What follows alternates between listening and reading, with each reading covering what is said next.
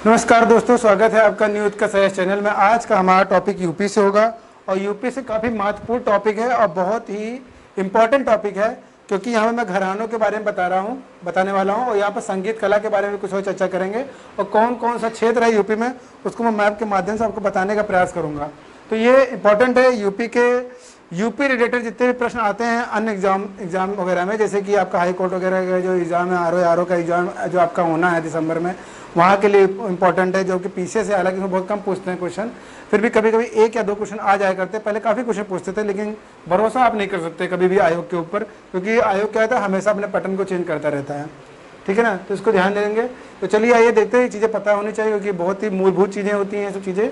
ठीक है, तो चलिए संगीत कला के बारे में देखते हैं। संगीत कला का अगर देखें, सबसे पहले प्रमाण जो मिलता है आपको, प्रमाण जो मिलता है सामवेद से मिलता है। आपने चारों वेदों के बारे में पढ़ा होगा, चारों वेदों के बारे में जब पहली लाइन यही पढ़ते होंगे कि किससे क्या चीज़ें मिलती हैं, ये महत्वपूर्ण चीज़ें होती हैं और यहाँ से परीक्षा आपकी हिस्ट्री से भी आ जाता है। तो संगीत कला का जो प्रमाण मिलता है वो सामवेद से मिलता है। आपको सबको बताने की आवश्यकता नहीं है, आप आसानी से क्वेश्चन को कर लेंगे जितने बच्चे हैं जो तैयारी कर रहे हैं। उसके अलावा देखें अन्य चीज़ें क्या है, नाट्य शास्त्र की बात करते हैं। नाट्य शास्त्र की रचना किसने की दोस्तों, ये भी आप पढ़ते रहते हैं, भरत मुनि ने की थी नाट्य शास्त्र की रचना। और संगीत का बाइबल इसे कहा जाता है। तो संगीत का बाइबल किसे कहा जाता है, तो नाट्य शास्त्र को कहा जाता है, याद रखेंगे इसको।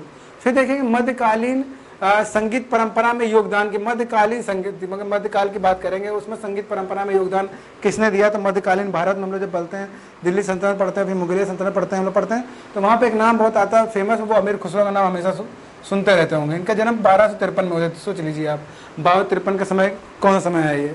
ठीक है, और इनका जन्म कहाँ हुआ था, एटा में, याद रखेंगे, यूपी के एटा में इनका जन्म हुआ था।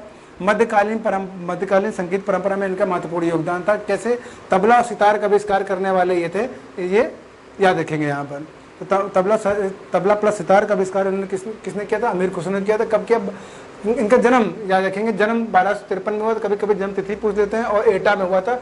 ये सबसे ज़्यादा प्रश्न पूछा जाता है आपकी परीक्षा में, याद रखें इसको। फिर देखें कि पद गायन व भजन को मंदिरों में अर्चना पद्धति के रूप में, मतलब कि मंदिर वगैरह में जो भजन कीर्तन वगैरह करते हैं, तो वहाँ पर इस मतलब कि संगीत कला का क्या योगदान रहा है और कौन लेके आया है, इसको बहुत ध्यान रखेंगे। तो अर्चना पद्धति में मतलब कि पूजा पाठ में जो हम लोग कीर्तन वगैरह किया जाता है, भजन करते हैं, पद गायन करते हैं, किसी पदावली को हम लोग उच्चारण करते हैं मंदिरों वगैरह में, तो वो उस चीज़ को प्रचलित किसने किया, ये पद्धति लेके कौन आया। आप लोग सुनते हैं, आप लोग जानते हैं, पूजा करने जाते हैं तो कीर्तन होता है मंदिरों में।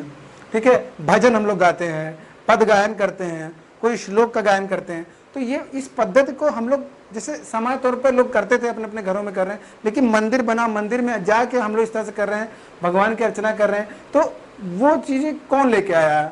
ठीक है, तो वो वल्लभाचार्य लेके आए थे, याद रखिएगा, ये क्वेश्चन आ सकता है आपकी परीक्षा में, तो वल्लभाचार्य आप लोग याद रखिएगा। अब हम लोग आगे बढ़ेंगे और महत्वपूर्ण घरानों की चर्चा करेंगे यहाँ पर। ठीक है, तो महत्वपूर्ण घराने काफ़ी बार क्वेश्चन आ चुका है कि कौन सा व्यक्ति किस घराने से जुड़ा हुआ है, किस प्रकार की शैली को वो लेके आया है। तो चूंकि यूपी का हम लोग पढ़ रहे हैं, तो यूपी के संदर्भ में हम लोग बात करेंगे यहाँ पर।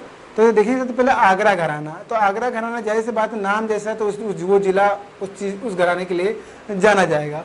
तो आगरा, जैसे कि आप लोग बढ़ते हैं तो आगरा ये आपका यहाँ पर बगल में, यहाँ पर आगरा है, इसके बगल में आपको ये देखने को इटावा मिल जाता है। तो इटावा घराना भी है, किराना घराना भी है, आपका इलाहाबाद घराना भी है, बनारस घराना भी है।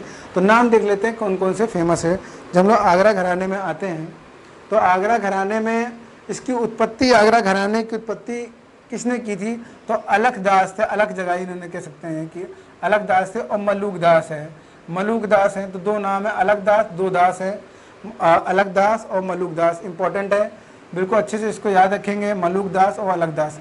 ख्याल गायकी के लिए प्रसिद्ध है, के लिए ये प्रसिद्ध आगरा घराना जो है, ख्याल घराना जो ख्याल गायकी के लिए प्रसिद्ध है। और ख्याल जो गायन है वो क्षेत्र, मुख्य रूप से वो क्षेत्र किसका है, वो किस क्षेत्र में ख्याल गायन, क्वेश्चन आता है। ख्याल गायकी जो क्षेत्र है यूपी में, वो बुंदेलखंड का क्षेत्र है, याद रखेंगे।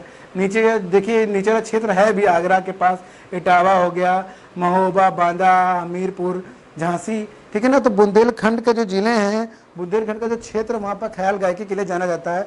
अलग से भी परीक्षा में प्रश्न आता है कि ख्याल गायकी किस क्षेत्र के लिए है, मतलब किस क्षेत्र में फेमस है, तो आप कहेंगे बुंदेलखंड क्षेत्र में, परीक्षा का प्रश्न है। ठीक है। फिर देखिए इसके साथ कौन कौन से नाम, अन्य नाम जो जुड़े हैं, जो लोग ख्याल गायकी में या आगरा घराने से जुड़े हुए हैं। तो ध्यान रखेंगे, फैयाज खां बहुत ही फेमस नाम है, सबसे ज़्यादा इंपॉर्टेंट क्वेश्चन है फैयाज खान। उसके बाद दीपाली नाग है, तो दीपाली नाग उतना नहीं आता है परीक्षा में प्रश्न, लेकिन फैयाज खां आया हुआ है परीक्षा में। तो याद रखें फैयाज खां जो है वो ख्याल गायकी से आगरा घराने से जुड़े हुए हैं। अब आते हैं लखनऊ घराना। लखनऊ घराना बहुत इंपॉर्टेंट, लखनऊ घराने बहुत नाम जुड़े हुए हैं।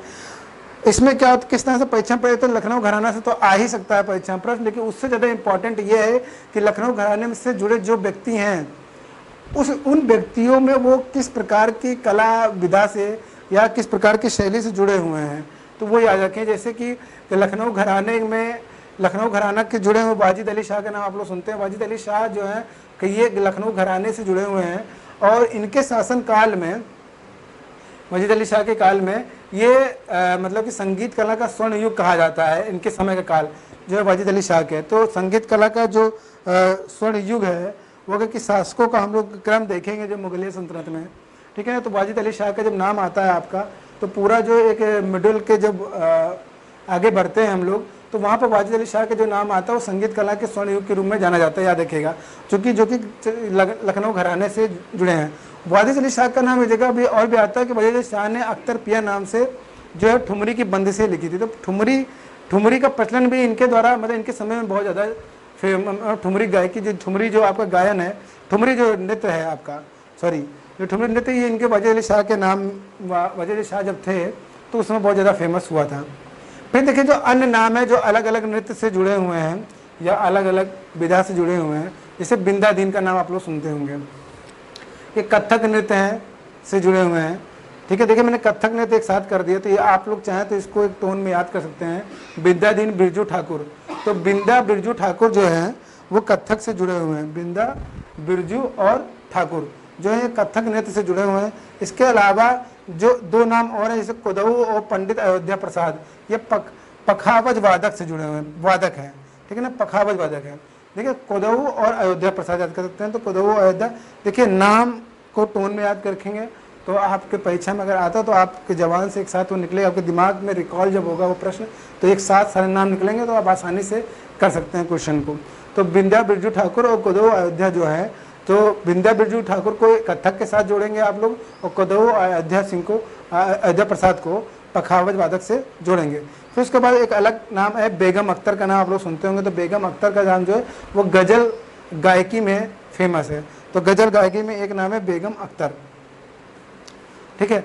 अब आते हैं किराना घराने की बात करते हैं। तो किराना घराना जो है दोस्तों, किराना घराना जो है, इसका किराना नाम में कोई जिला आपको नहीं देखने को मिलेगा, लेकिन इसकी उत्पत्ति जो है ये जो फेमस है वो मुजफ्फरनगर में है। तो मुजफ्फरनगर आपको पता होना चाहिए कि मुजफ्फरनगर ये आपका यहाँ पर मुजफ्फरनगर है, बिल्कुल यहाँ पर ऊपर, आपके ऊपर पश्चिम में है, यहाँ पर देख सकते हैं यहाँ पर। तो किराना घराना है, मुजफ्फरनगर घराना भी कह लीजिए आप इसको, जिससे आपको याद हो। तो किराना घराना इजिकल टू मुजफ्फरनगर घराना है ये, ठीक है ना।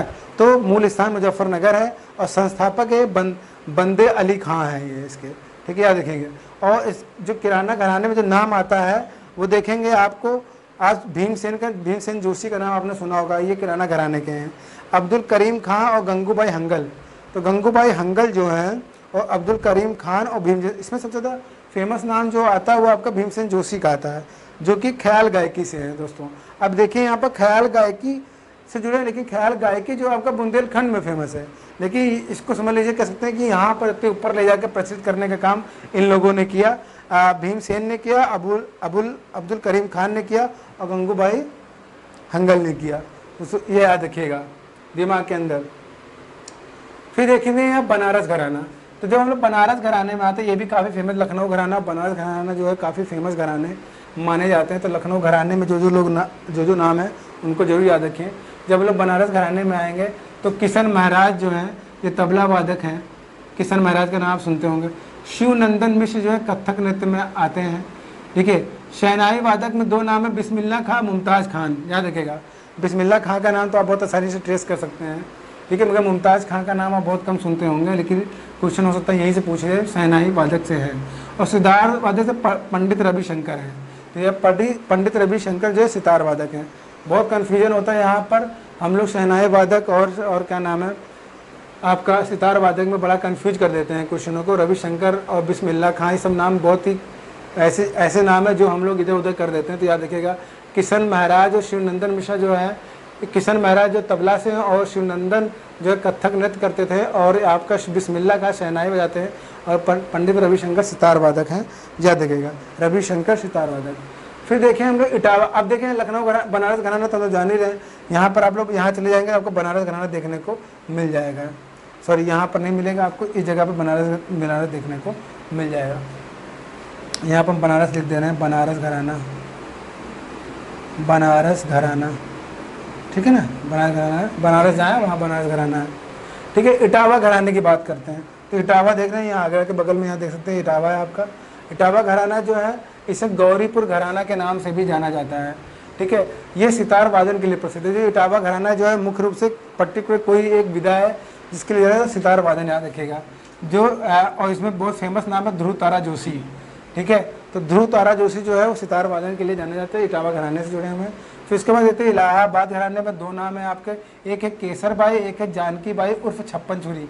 तो छप्पन छुरी नाम से परीक्षा में प्रश्न आया है, जानकी बाई के नाम से भी आया परीक्षा में, लेकिन छप्पन छुरी के नाम से ज़्यादा आया है, ठीक है। लेकिन दोनों नाम याद रखिए, हो सकता है छप्पन छुरी ना दे, हो सकता जानकी बाई दे दें। तो केसर बाई और जानकी बाई दोनों ही इलाहाबाद से हैं, याद रखिएगा। केसर बाई और जानकी बाई दोनों ही यहाँ इलाहाबाद से, मतलब यहाँ पर केसर और जानकी, तो केसर और जानकी दोनों नाम याद रखिएगा। केसर और जानकी जो हैं दोनों लोग इलाहाबाद घराने से जुड़े हुए हैं। और यहाँ पर ध्रुव तारा है, इटावा में ध्रुव तारा जोशी आप बहुत फेमस नाम है।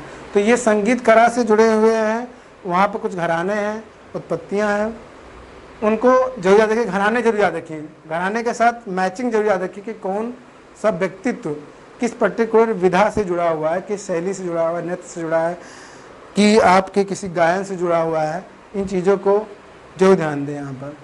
तो उम्मीद करता हूँ वीडियो आपको पसंद आया होगा, इसलिए इस वीडियो को अधिक से अधिक लाइक करें, शेयर करें, सब्सक्राइब करें। आज के लिए इतना ही, धन्यवाद।